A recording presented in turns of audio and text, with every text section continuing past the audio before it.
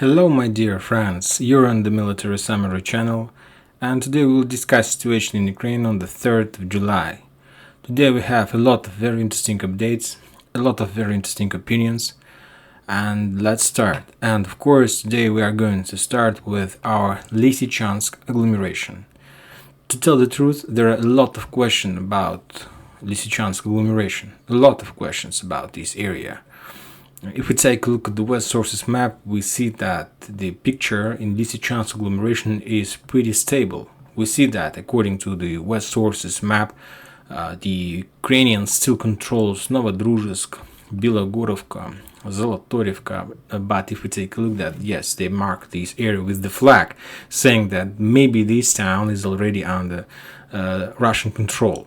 Also, if we take a look at the West Sources map, we see that Верхокаменская, Иванодаревка, Спорная, Новоселовka, Siversk, Serebryanka, Grigorievka, all these areas still under the Ukrainians. Furthermore, according to information we discussed like yesterday and the day before yesterday, the Ukrainians are preparing their defense line in this area. They moved a lot of forces trying to stop the Russian offensive operation.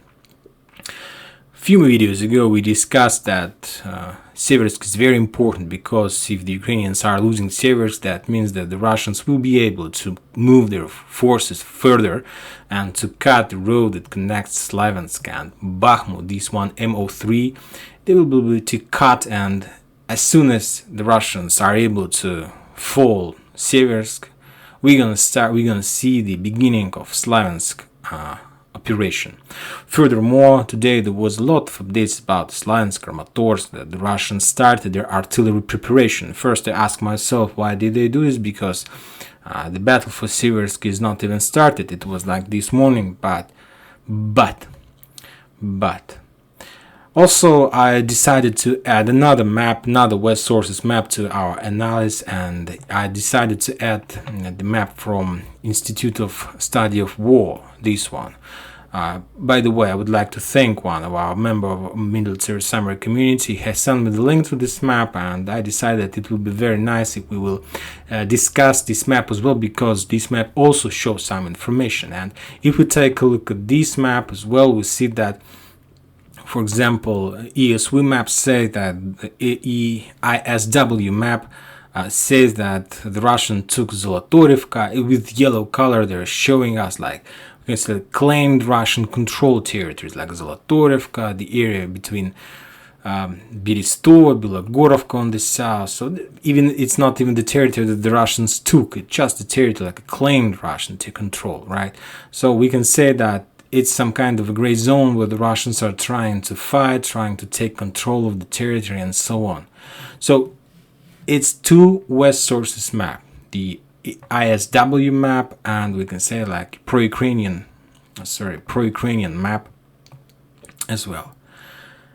But let's take a look at the Russian Sources map. This is it.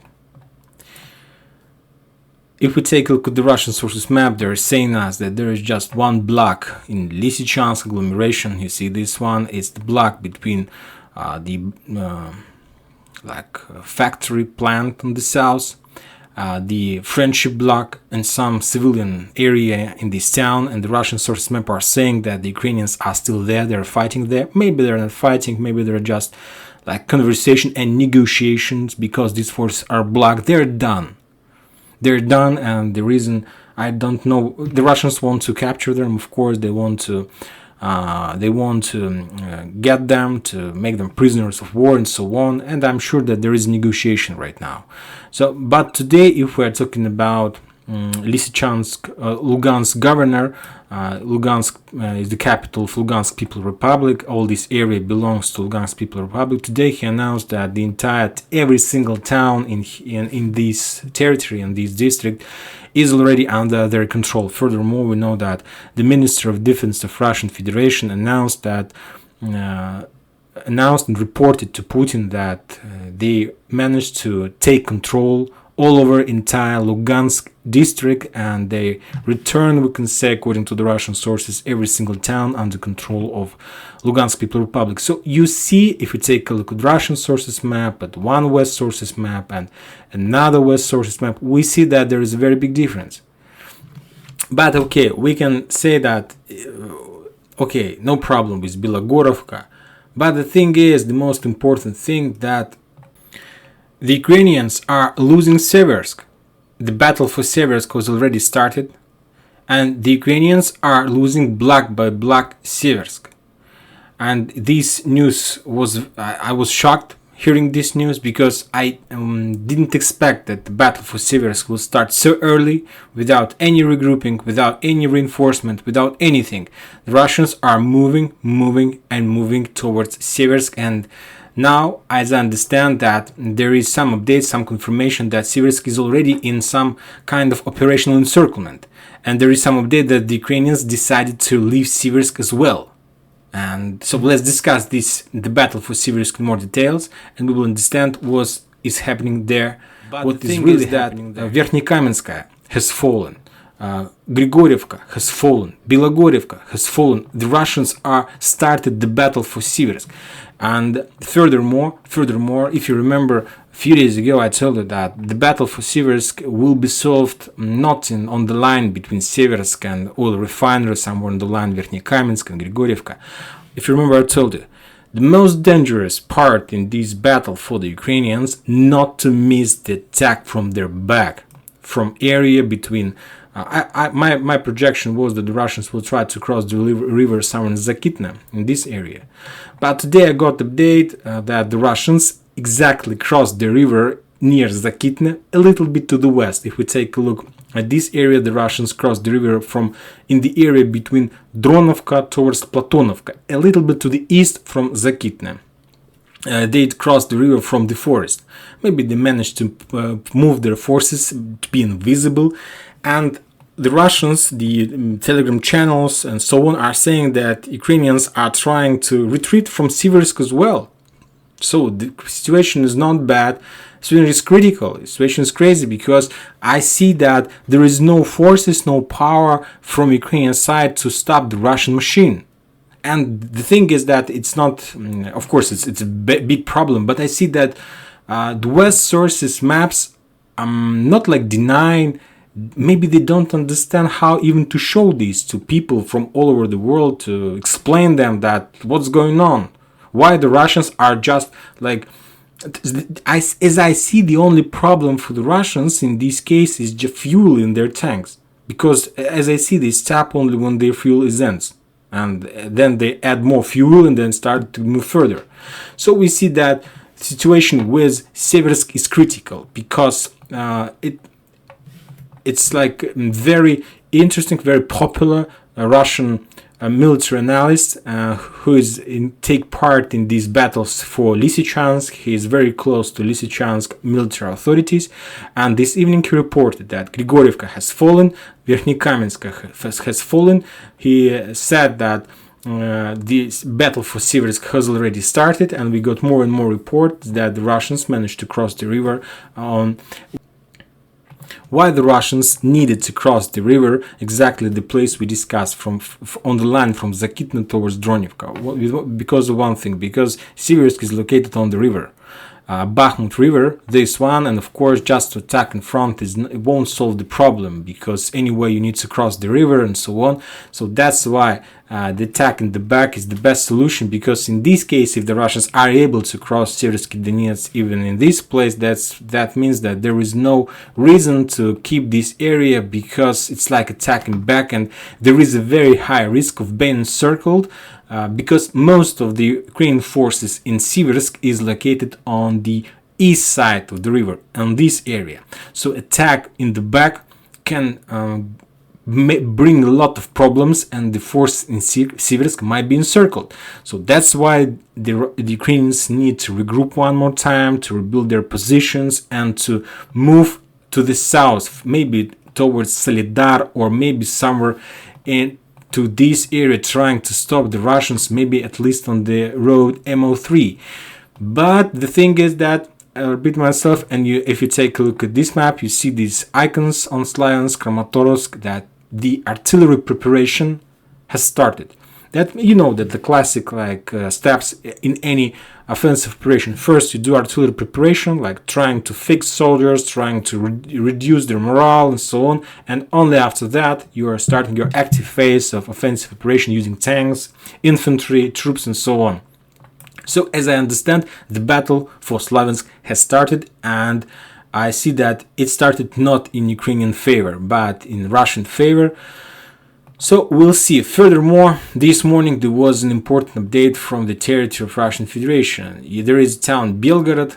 The Russian source map is not updated. Maybe we have this information. Yes, we have the information from the West sources map.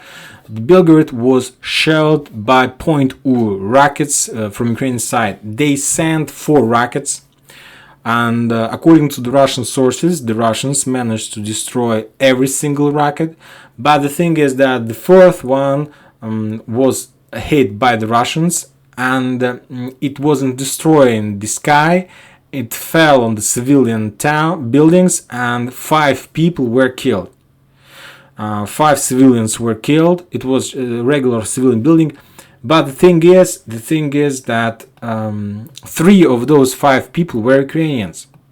Those Ukrainians were living in, as far as I remember, in Tsirkuni. So 3 Ukrainians were living in Tsirkuni, and when the war started and the Russians took all this area, those 3 Ukrainians decided to leave this area because, for example, they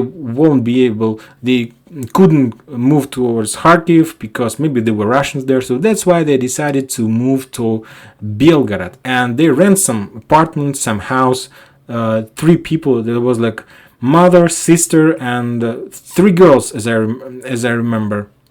And the Ukrainians sent the rockets trying to shell Belgorod. The Russians shut down 4 rockets, and one of the rockets fell exactly on this building where those 3 Ukrainians from Kharkiv were living, those refugees and so on. So it's a very bad situation, but I understand a lot of rumors, a lot of talks about this shelling. If you remember, in the past, the Ukrainians did the same. They shelled Belgorod. I'm not saying that it was very heavily, but they shelled, and they did this with one purpose. They were trying to understand and to figure out the Russian anti-air systems. How do they work, where they're located, and so on. And after a week of shelling, after that, the Ukrainians sent their helicopters. If you remember, there was maybe 2 or 1 helicopters. It was in the very beginning, maybe somewhere in March. Those helicopters were flying on the very low level. They crossed the border and they attacked the oil refinery, oil store in Belgorod. So as I understand, now the Ukrainians are planning to do something similar. Now they're trying to figure out the situation with the anti-air defense in Belgorod, and maybe after that they will try to do something more. Maybe they will try to use their HIMARS system that were supplied by the United States of America. So that's it about Belgorod. If we're talking about other front lines, there is no updates. The situation is stable. Everybody are following, of course, Lysychansk agglomeration battle. This battle is about to finish, and maybe not just the battle about Severodonetsk, Lysychansk, but maybe the battle for Siversk is about to finish. If we are talking about Kharkiv, Donetsk, you see that Donetsk this day was shelled heavily, as you see, and if previous days we saw that the Ukrainians were shelling just the edge of the town. They were trying to shell the areas where might be the military objects, where the Russians might accumulate their forces. But today you see that, for example, one shelling was near some hospital. As you can see, some shelling was very far from the center. So we see that shelling of this area continues, and it's very, very heavily. If we move to other areas of Ukraine, no updates. So we see that the battle for Lysychansk ends, and next week, maybe the next not maybe, the next week, we are going to see the battle, the final battle for Bakhmut, for Lysychansk, for Slyansk. Of course, the Russians need to do this as fast as possible because they have already liberate or return the territory, capture the territory of Lugansk People Republic. There is not much left from DPR. If we're talking about DPR, for example, this is the border of DPR, this white line that moves from the north, from Izyum bridgehead, from Kamyanska, from Izyum bridgehead towards, we can say, like Velika Novosilovka, this line, this area that the Russians need to take control over. There are only one defense line that we discussed yesterday: Slaviansk, Kramatorsk, Konstantinovka, Bakhmut. After this area, there is one like few towns like Pokrovsk, Dobripolye, and Alexandrovka. It's not very big towns, of course, and there is no such reason and no such resources to hold this area as well. And as we discussed yesterday, after that, the Russians have no barriers to reach Pavlograd. Pavlograd, we can say, is like final step before the Russians will be able to get to the river, to the Dnieper River. So we'll see, and we'll follow this situation as well. And before we finish, I think that we need to meet the new map. Let's discuss this map. Let's discuss these colors, these updates, and so on. And let's start from Kharkiv. As you can see, the blue color means that claimed Ukrainian counteroffensive. So this territory, the blue one, means that the Ukrainians managed to return this area after their counteroffensive operation. If you remember, that was happened like months ago. The yellow color, this one, means that claimed Russian control. So you see that according to this map, we see that the Russians took Dementievka, Kochubeevka, and if we take a look at this west source map, they are not updated. They still shows that Dementievka is under Ukrainians. Let's move to the next other updates. From this area, interesting, this map shows that the Russians took Nortsevka. You remember that I told you a few videos ago that the Russians took Nortsevka, and as I see, ISW map shows that this information might be correct. So we'll follow this information as well. If we're talking about Izyum bridgehead, you see that there are a lot of very interesting updates, I must say. For example, the ISW map shows that Velika Kamyshevacha is under the Ukrainians. If we take a look at the Russian source of map, we see that Velika Kamyshevacha is under the Russians, but this map shows something I can't tell you even how to explain. This map shows that the Russians reached Barvinkovo. So you see that this area, this hook, shows us that the Russians has, we can say, established some fire control from over the railroad, because they're like on the top of Mayaki and Veselye. If you take a look at this map, let's just calculate the distance. So this map shows that the Russians in Veselye and Mayaki, you see this Veselye, Mayaki, so that means that it's just like 4 kilometers right in front of railroads. I think that this update is not correct, because I'm not sure that it's even possible. As you can see, the ISW map shows that the Russians took Sidorova, Tatyanovka, Prishir, Bogorodichna, Dolina, Krasnopolye is under the Ukrainian control, and these maps shows almost the same picture with the Russian sources map. As you can see, the only difference that the Russians still hasn't colored Sidorova in red color. Maybe they're just very they're like on Lysychansk, so they're not paying attention to this area. Maybe, who knows. So let's follow next about the differences. We just discussed Lysychansk agglomeration. The area between, like on the north of Popasna Flower, is almost the same.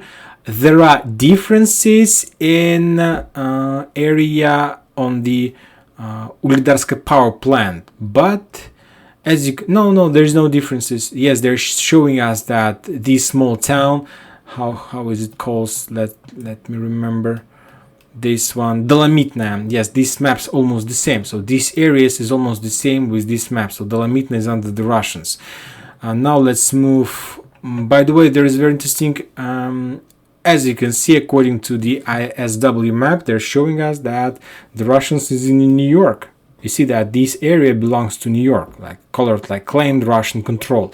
I'm not sure that the Russians are there, as I know the Russians are like on the south, so very interesting update. And this one, you see that according to this information, we see that the Russians is already almost in Toretsk, but if we take a look at this map, there is no update about this. You see, well, this is our Toretsk, this is New York, this is Toretsk, and according to ISW map, they're saying that the Russians are like almost here, and if it were true, believe me, we're gonna see like the battle for New York like even earlier than we suppose. So I'm not sure that this information about Pivichne, Krymska, Shumy is correct. So, but we'll follow. Maybe the Russian source map is not updated. Who knows? This is the battle, our battle for Yegorovka. As you can see, the Ukrainians are showing us the territory that they managed to return during the offensive operation the last week. There is some confirmation from the Russian source map, so maybe this is true. Maybe it's true. And of course, Kherson, as you can see, this map shows some. The most important town, if you ask me, in this area is of course Alexandrovka. There were a lot of battles and clashes for this area, and three maps shows different situation. If you take a look at the Russian sources map, they're saying that Alexandrovka is under their control, but both West sources map are saying that Alexandrovka is under the Ukrainians. But if we take a look at this map still shows that Davidbrod is under Ukrainians. The Russian source map says that this town has been returned. You see this, and the ISW map shows as well that the Russians returned Davidbrod area. Where is this Davidbrod? Somewhere here. This is it. This is Davidbrod area, and they returned this area. And furthermore, the Russians managed to cross and take another bridgehead on this side of this river. So very interesting to follow three maps to see differences with Institute of War and the Russian sources map and the pro-Ukrainian map. A lot of interesting updates. And that's it for today. Thank you for watching. Subscribe to my channel, put your likes. Military Summary channel will remind you that we condemn any violence in Ukraine. Join my Patreon and have a good day. Bye bye.